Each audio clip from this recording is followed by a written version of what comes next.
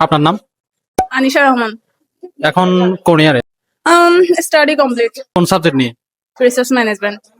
So brilliant. তো আপনার মতে ছেলেরা বেশি বুদ্ধিমান হয় নাকি মেয়েরা বেশি বুদ্ধিমান হয়? মেয়েরা। মেয়েরা বুদ্ধিমান হয় না? ওকে, না, মেয়েরা বুদ্ধিমতী হয়। বাট আপনি তো প্রথমে বললেন মেয়েরা বুদ্ধিমান হয়। আমাকে অবশ্যই ভাবার টাইম দিতে হবে। আমি অবশ্যই হিন্টস দিছি বিদে আপনি পারছেন, নাহলে কিন্তু আপনি প্রথমে কিছু কিন্তু বলেন নাই। ওকে ফাইন, তাহলে আপনি বলতেছেন আপনি বুদ্ধিমতী। ডেফিনেটলি। একটা ম্যাথ জিজ্ঞেস করতে পারি? কাঁচা, আচ্ছা করেন। 25 plus 35 minus 30, so easy. 25 plus 35 minus 30।